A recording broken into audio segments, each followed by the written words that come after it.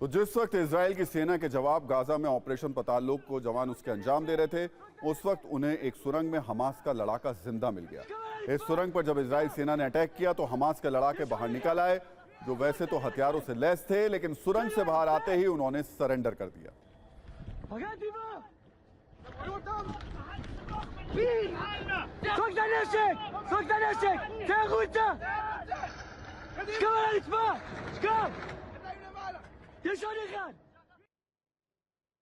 Israeli सेना अल शिफा अस्पताल पर खासतौर से जोर दे रही है और वीडियो रिलीज करके ये गवाही दे रही है कि अस्पताल के नीचे सुरंगें बनी थी और अस्पताल का इस्तेमाल ह्यूमन शील्ड की तरह किया जा रहा था। अल शिफा अस्पताल के नीचे करीब 1 से 2 किलोमीटर की सुरंग मिली है। इस सुरंग के अंदर दर्जनों कमरे बने हैं जिनमें सुख सुविधा का सारा इंतजाम किया गया था। यहां से भी बड़ी संख्या में हथियार मिले।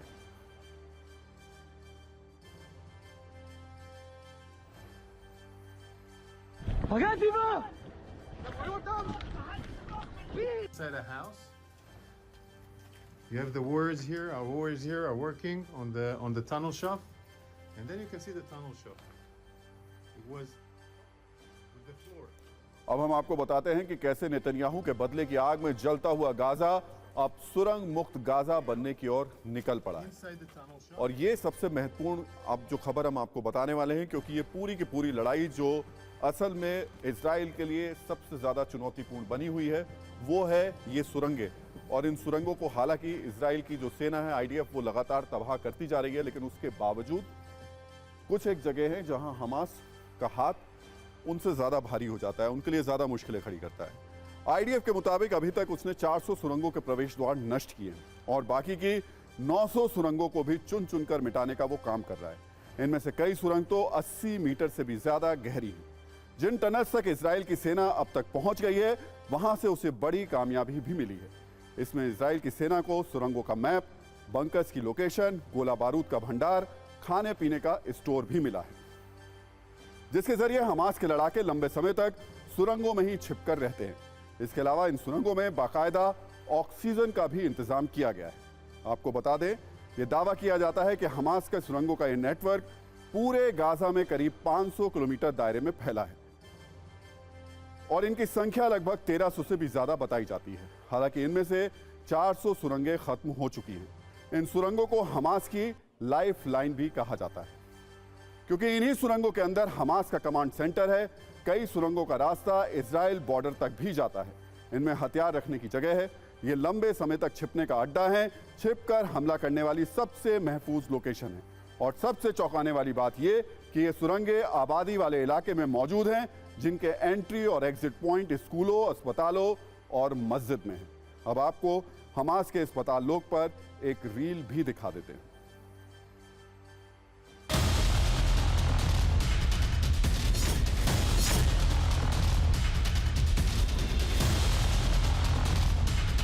In the Shifa Hospital compound, we're underneath the ground.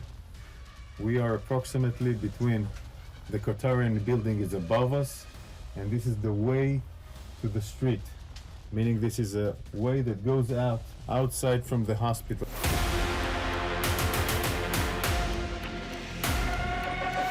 Rooms that were built in order to contain people, but this room is an operational room that had communication with electricity provided from the sources of the hospital, meaning the hospital is providing electricity.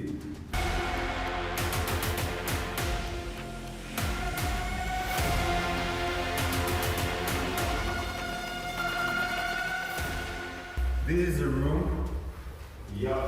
where you can sleep, eat, make command control. It also has an air conditioning. This air conditioning goes above the hospital. One of the reasons that allows us to understand this complex is we found the engine of the air conditioner, of course, out. और अब सत्ता में news का number game, जिसमें हम आपको इस्माइल हानिया के Hamas का वो बुलेट प्रूफ आर्थिक साम्राज्य दिखाते हैं, जिसे आसानी से खत्म करना मुश्किल ही नहीं बल्कि नामुमकिन लगता है। इजराइल से युद्ध के बीच हमास से जुड़ी एक चौंकाने वाली जानकारी सामने आई है और ये जानकारी हमास की आमदनी को लेकर है। दावा किया गया है कि हमास की आर्थिक सत्ता 100, 200 या 300 करोड़ की नहीं है, बल्कि 10,000 करोड़ रुपए प्रति वर्ष की है। यानी हमास की हर साल हजारों करोड़ रुपए की आमदनी होती है और यह आमदनी हमास अलग अलग तरीकों से करता है। हानिया के पैसों की झोली कहां से भरती है और कितनी भरती है, यह भी आपको बता देते हैं। पश्चिमी मीडिया के हवाले से दावा किया गया है कि हमास को आयात शुल्क से करीब 3,000 करोड़ रुपए मिलते हैं। इसके अलावा 6,250 करोड़ रुपए अलग अलग देशों के विदेशी फंडिंग से आते हैं। ईरान भी हर वर्ष करीब 833 करोड़ रुपए की मदद हमास को भेजता है। यह पैसा हमास की ओर से क्रिप्टो करेंसी में निवेश किया गया और उससे भी प्रतिवर्ष करोड़ों में उसका खजाना भर रहा है। जबकि हमास का कारोबार पश्चिम एशिया के कई देशों में फैला हुआ है, जो प्रतिवर्ष करीब 4100 करोड़ रुपए का है।